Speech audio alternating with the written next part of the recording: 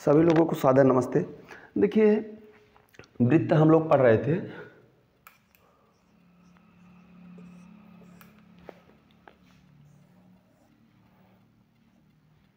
जो वृत्त है, यह बात हो रही थी कि वृत्त में अनेक जीवा होती हैं, अनेक व्यास होते हैं। जब अनेक जीवा और अनेक व्यास होते हैं तो वृत्त में अनेक त्रिज्या भी होगी। और जो ये है सी सेंटर है, तो यहाँ से देखिए ये त्रिज्या हो गया, ये त्रिज्या हो गया, ये भी त्रिज्या है, ये भी त्रिज्या है, ये भी त्रिज्या है, ये भी त्रिज्या है। तो इसका मतलब है, इसको नामकरण कर सकते हैं ए बी सी। सी तो यहाँ है, D E F G H I, ये सब क्या हैं? सी A C B C D सी, ये सब क्या हैं? सब त्रिज्या तो हैं। अगर हम मान लें कि सी ए बराबर 5 सेंटीमीटर, तो यह क्या हो जाएगा? C A C B C D C E C F C G बराबर सी एच और सी आई, सब के बराबर कितना होगा? 5 सेंटीमीटर।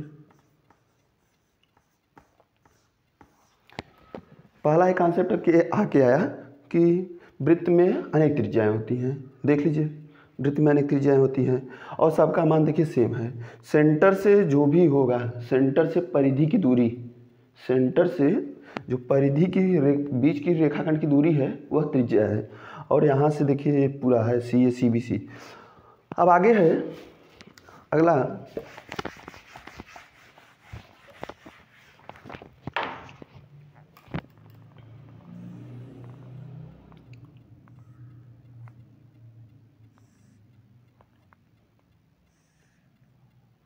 तो देखिए आगे से यहाँ सेंटर है। अब हम लोग व्यास और त्रिज्या में संबंध पढ़ेंगे। व्यास और त्रिज्या में संबंध।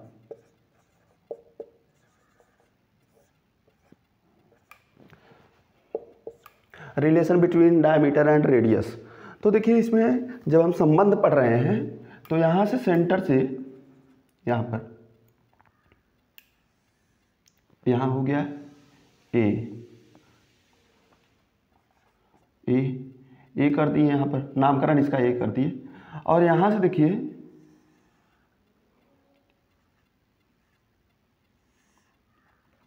बी। देखिए हम लोग लिख सकते हैं बी ए कह लीजिए या ए बी कह लीजिए। ए बी बराबर यहाँ से कह रहे हैं तो लिख सकते हैं कि ए बी बराबर ए सी और प्लस सी बी। यहाँ से कह दिए ए सी और प्लस सी बी। और अभी आप पढ़े हैं कि जो सी ए है वो बराबर सी बी है। क्यों? क्योंकि ये त्रिज्या है। इसका मतलब क्या है? ए सी कर लीजिए, सी बी कर लीजिए, यानी इसको ए सी भी कर सकते हैं, ऐसी बात नहीं आप ये नहीं कर सकते। बी सी दोनों कोई बात नहीं, दोनों वही। तो जहाँ पर इसका मतलब ए सी है वहाँ बी सी रख सकते हैं या सी बी रख सकते हैं। जहाँ ए सी है वहाँ बी सी रख सकते हैं या सी बी रख सकते हैं। तो ये हो जाएगा ए बी बराबर ए सी और प्लस सी बी के स्थान पे ए सी हम रख दिए। अब यह क्या हो जाएगा? ए बी बराबर 2AC। ए बी बराबर 2AC। ए बी क्या है हमारा?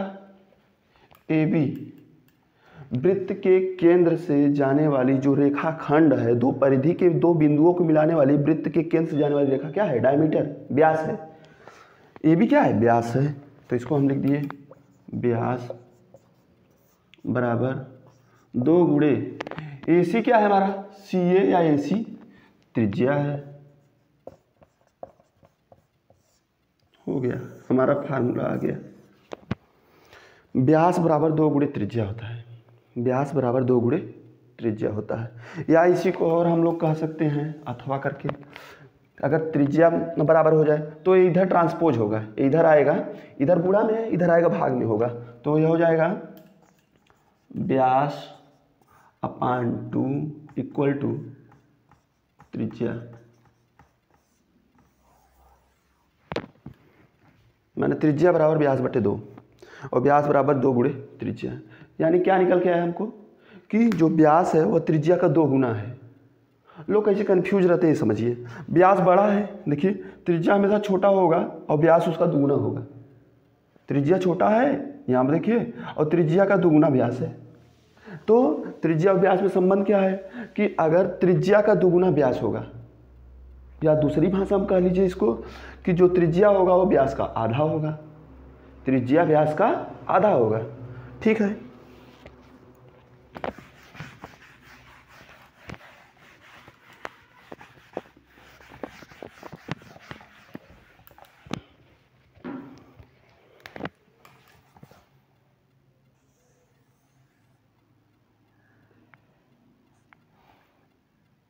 जब पिछली क्लास में हम पढ़ा रहे थे तो उसमें जब पढ़ा रहे थे त्रिभुज, तो त्रिभुज में परिमाप पढ़ाए हुए थे। कोई त्रिभुज है, अगर मान लीजिए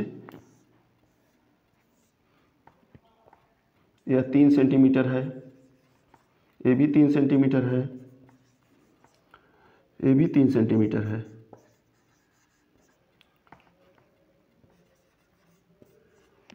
इसका नामकरण कर दीजिए ए बी सी। अगर ए बी सी कर दिए तो इसका परिमाप हम लोग निकालते थे, तो होता था 3 3 6 3 9 सेंटीमीटर। जो काम यहाँ पर परिमाप होता रहा था कि जो बाहरी माप, जैसे अगर मान लीजिए सपोज करिए कि इसको हम लोग बनाए हुए हैं, कुछ भी रस्सी ले लीजिए, रस्सी ले के अगर मान लीजिए ऐसे वृत्त बना हुआ है, मान लीजिए यहाँ पर हम कह रहे हैं यहाँ सेंटर है, यहाँ ए है, यहाँ पर हम 5 सेंटीमीटर त्रिज्या लेके